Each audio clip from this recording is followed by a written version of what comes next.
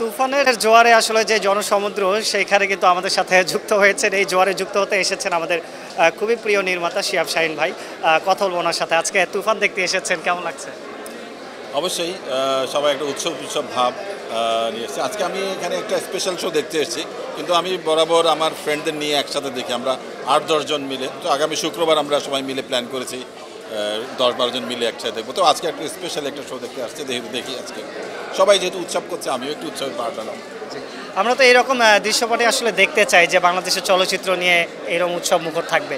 এই যে ঈদের এক সপ্তাহ পেরিয়ে গেছে, কিন্তু দর্শকদের মধ্যে এখনও কিন্তু তুফান নিয়ে তুমুল উত্তেজনা দেখা যাচ্ছে। কেমন লাগছে আসলে বিষয়টি? এটা আমাদের জন্য খুবই ভালো, যারা সিনেমা বানাতে চাই, আমরা যারা বাংলাদেশের ইন্ডাস্ট্রির জন্য কাজ করতে চাই এবং ভবিষ্যতে তরুণ নির্মাতা, ওভারঅল আমাদের ইন্ডাস্ট্রি যারা জড়িত আছেন, প্রত্যেকটা মানুষের জন্য একটা সুখবর যে একটা ছবি ব্যবসা সফল হওয়া, সুপারহিট হওয়া, ব্লকবাস্টার হওয়া অনেক জরুরি, অনেক দরকার, এবং এই দরকারি কাজটাই তুফান করছে। রায়হান রাফিনকে ধন্যবাদ, অভিনন্দন, এবং অভিনন্দন প্রযোজনা সংস্থাকে। So it's a good news for us. তুফানের ট্রেলার বা টিজার যখন থেকে বের হয়েছে, আমাদের সুপারস্টার মেগাস্টার শাকিব খানকে নিয়ে অনেক কথা হচ্ছে যে নতুনভাবে নতুন রূপে শাকিব খানকে দেখা গেছে। আপনি একজন নির্মাতা হিসেবে আপনার অবজারভেশনটা একটু শেয়ার করবেন কিনা? আমি এখনও দেখিনি, আমি টিজারে বা ট্রেলারে নতুন শাকিব খানকেই দেখা গেছে। শাকিব খান আমাদের ইন্ডাস্ট্রির জন্য, ফিল্ম ইন্ডাস্ট্রির জন্য একটা আর কি বলা যায়, এটার অপেক্ষা রাখে না, কোনো বিশেষণ দেওয়ার প্রয়োজন পড়ে না। শাকিব খানই শাকিব খান, শাকিব খানের সিনেমা শাকিব খানের নামেই চলে। সো এখানে নতুনভাবে তাকে পেয়েছে, এটা তার জন্য ভালো এবং আমাদের জন্য অনেক ভালো লাগছে দেখে। He is a handsome person, he is a beautiful person. So যত নতুনভাবে দেখা যাবে ততই ভালো হবে। আপনি তো অনেকগুলো ওয়েব ফিল্ম করেছেন রিসেন্ট টাইমে, সবই সাকসেসফুল। এই ঈদেও আপনার একটা ওয়েব সিরিজ এসেছে গোলাম মামুন।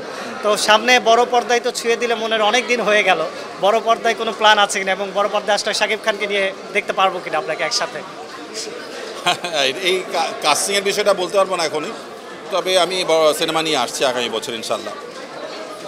একটু আমাদেরকে টাচ দেওয়া যায় কিনা, কি জনর হবে? কারণ আপনাকে আমরা রোমান্টিকেও দেখেছি, এটা জনরা হবে ক্রাইম থ্রিলার জনরারই হবে, এবং ড্রামা ক্রাইম থ্রিলার জনরারই হবে, গল্পটাই হয় ধরনের।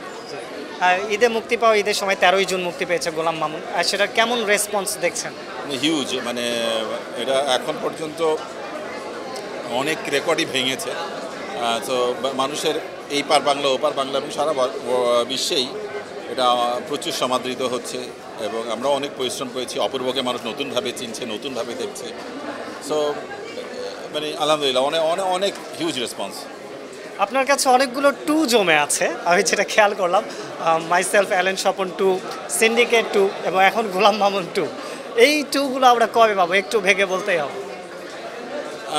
একটা 2 এর কাজ এবছরই শুরু করব, হয়তো সিন্ডিকেট 2 এর কাজ হয়তো শুরু করব। এটা অন্যরকমভাবে, মানে ওইটার সিকুয়েল না। গোলাম মামুন 2 আগামী বছর আসবে আশা করি ইনশাল্লাহ।